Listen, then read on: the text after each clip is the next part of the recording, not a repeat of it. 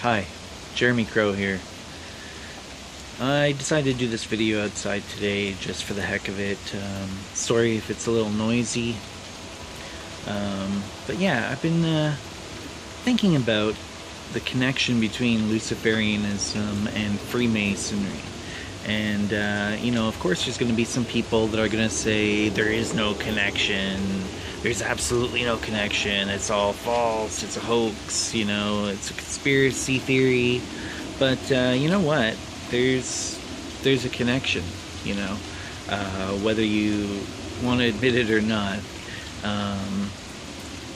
So the thing is, and this is a kind of an insight that I had here, is that a lot of Luciferians will join Freemasonry because they've heard that from the conspiracy theorists that it's got Luciferianism, or that it is a Luciferian organization, that it's got secret Luciferian teachings in it, or that it's controlled by Luciferian elites, and such.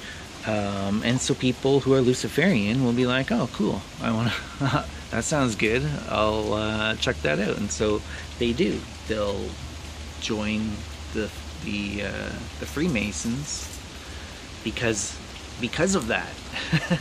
And the interesting thing is, though, they generally stay because they find things in the teachings of Freemasonry that are useful and that they can interpret in a Luciferian manner. Now, the thing is, people from different religions can join Freemasonry and they can read into it what they see into it. So if you're a Christian, you can read into it in a Christian manner. And in fact, it makes more sense if you're from an Abrahamic faith, because a lot of the stories in Freemasonry are, based around stories from the Old Testament, the Hebrew scriptures, or characters from them. Some of them are extra biblical stories, but they are based around or inspired by a lot of biblical stories and characters. So, and I think at even one point may have been that Freemasonry was a lot more Christian than it is now, but then they made it to be more open to anyone. So, so Luciferians will join because of the conspiracy theories about it, and they will stay because they do find teachings that are compatible with Luciferianism. And now, I had a personal experience with a form of a form of Freemasonry that was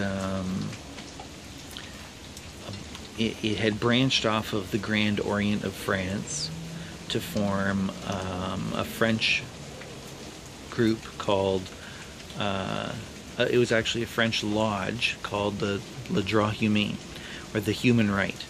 And they reserved the right within their charter to initiate women into the order, but they didn't for a long time. But then there was one woman in particular that they felt was particularly worthy of the honor, and they went ahead and they initiated her into Freemasonry. And she had been like a big supporter of Freemasonry and all this stuff. A very, an intellectual, all this, very respectable person. Anyways, they got booted, even though they had reserved the right in their charter. They got booted from the Grand Orient of France for initiating a woman. And they got together enough 33rd degree Masons to form their own independent Supreme Council and their own Grand Lodge and stuff. So they ended up forming like a a full rite, essentially, that goes all the way up. It includes Scottish Rite degrees as well as some York Rite degrees. And the one that I was part of was actually a schism off of that, called the American Federation of Human Rights. But they were the biggest mixed gender Freemasonic order in the United States. And they have ties to other organizations around the world, other Masonic organizations. Like there was one in India in particular that they had close ties with, and they also had a lot of very strong unofficial ties to the Theosophical Society. In particular, the top 3 people that were running it, essentially the 3 main people at the top that had been running it for a long time, they are all members of the esoteric school, an elite branch within the Theosophical Society, and that includes a lot of like restrictions such as you have to be vegetarian, stuff like that. Anyways, it turned out that at least 2 of the people out of those 3, at least 2 of the 3 were Luciferian. I would go as far as to say that, because I brought up to so there's the ritual head, and then there's the president of the organization officially, and both of those 2 women both acknowledged to me that the Lucifer, the whole Lucifer connection. Specifically, I was asking about the about the rooster. The rooster that you encounter in the very first degree in the Chamber of Reflections, as you're being prepared for your initiation.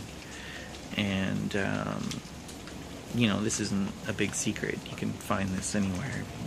You could go to bookstore or library, pick up a copy of any number of books. It'll tell you this anyways, the whole rooster thing. But it was the interpretation. I had confronted her with an interpretation of the rooster as Lucifer, the light bringer, or the morning star. And after I had explained it all, and I've told this story a few times before, she, paused for a bit, and I just waited for an answer. I didn't let her off the hook, and she finally said, well, you figured it out. so you figured it out, is what she said. And my heart was like, well, really? And she goes, but don't go around telling people, because they're gonna think that you mean something different. Because what I mean by Lucifer isn't Satan worship. A lot of people, when they hear Lucifer, they think worshiping Satan. They're gonna think that we tricked them into worshiping Satan, and that's not the case. So it's interesting. Like she was taking the more the Illuminism interpretation, the more literal interpretation of the word Lucifer as light bringer, or bringer of light, and the whole connection with the Roman, that's the Roman word for the celestial phenomenon of the morning star, which is essentially the last bright object in the sky before the sun rises. So it's the last kind of star that holds out after all the other stars. And kind of when you see that in the sky starting to brighten, you know that the sun is about to rise. So it's the herald of the day, or the herald of the light. It's the calling of the light. It's almost calling it forth.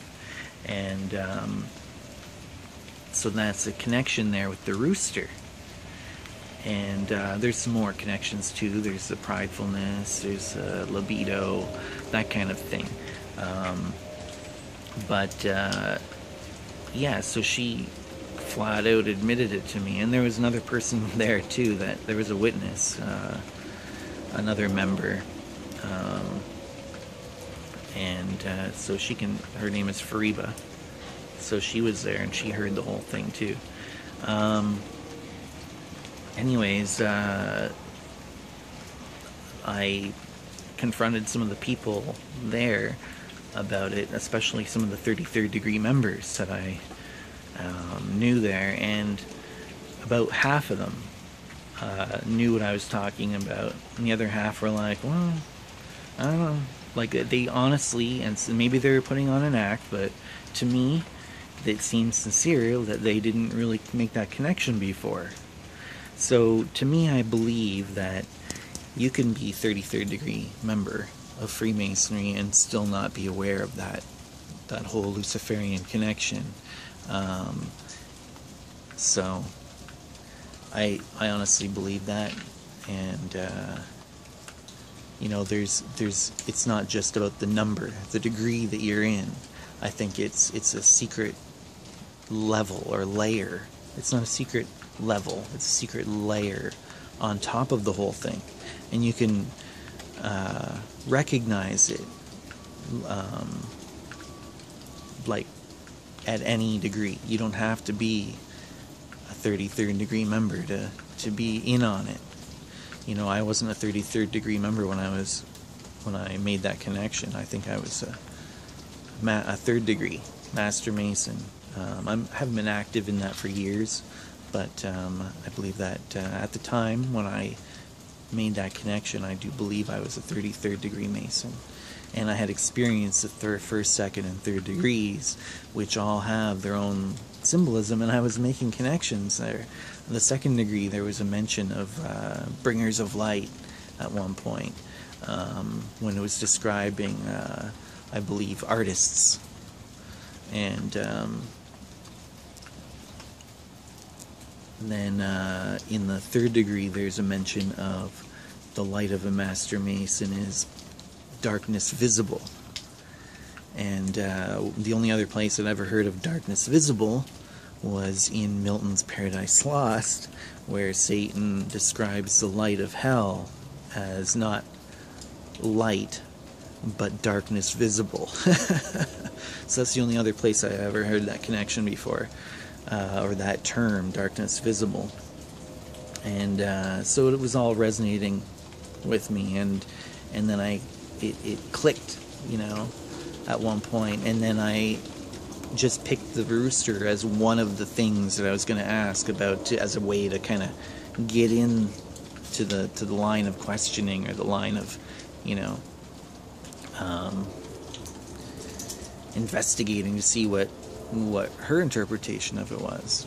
Actually, when I had asked her about it, she had said that it was about the sun, or the rising sun specifically is what she was saying, which, I said, well, yeah, but it's not exactly the rising sun, it's the herald of the rising sun, right? It's the morning star, which is actually not a star at all, it's Venus, the planet Venus, but it looks like a star in the sky. So that is essentially what I wanted to say, is that even if there wasn't a connection before, there is now, because a lot of people who are interested in Luciferianism have decided to join Freemasonry because of hearing about the connection, or they've been thinking about it and they made the connection later on while they were in Freemasonry and stayed because they liked it. But I don't know if I would go so far as to say that that Freemasonry is inherently Luciferian. I would say that it's compatible with Luciferianism, and there are Luciferians in it. And I'm not just talking about the mixed gender, because I met a lot of people in Grand Lodge of England derived Freemasonic lodges that are men only, and they are, the standard lodge that you see in every small town, members of that, ancient free and accepted Masons, and or the various different terms that they use for what people refer to, what they like to refer to as regular Freemasons, because it's, to them, it means that you are accepted as a Mason in their eyes, in their regulations, in terms of visiting other lodges and such, official recognition. So, yeah, I've met regular Masons, as they would call themselves. I would say mainstream Masons. I've met plenty of mainstream Masons that are Luciferians. So it's in there. It's real. There's Luciferianism in Freemasonry, but as I would say, I would make the distinction. I wouldn't go so far as to say that it's inherently Luciferian. I do definitely find the teachings of Freemasonry that are compatible, for sure. But yeah.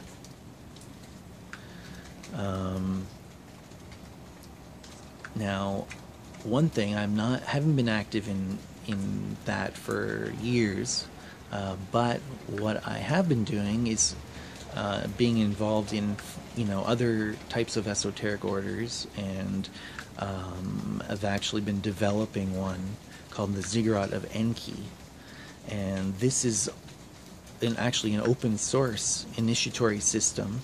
It's a way of engaging with that kind of esoteric order type system, but in a less controlled, authoritative, hierarchical fashion. So this is a lot more anarchical. It's essentially open source. The first initiation ceremony and everything that go along with that. It's a 26-page ebook that I'm giving away for free, as I want this to be an open source thing. You can actually get a free copy of it if you sign up to my newsletter. You can go to jeremycrow.com/newsletter.html and or click on the link in the description here and just give me your name and your email. Sign up to the newsletter. I put one out. I'm going to be putting one out the first and third Friday of every month, so twice a month, and there might be a special announcement here and there, but generally it'd be 2 emails a month. But you'll immediately get, once you sign up and confirm your email address to subscribe, then you'll get an email with a link to download that 26-page PDF file, which you can use to establish a lodge of the Ziggurat of Enki, even just a temporary one. As my friend Season Cole said, a temporary autonomous temple, which I think is really cool.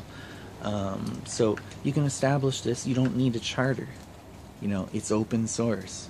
It's kind of a radical new way of doing this, and I'd like you to try it out. So yeah, go to that webpage, sign up to the newsletter. You'll get your free 26-page ebook, and you can actually start working this.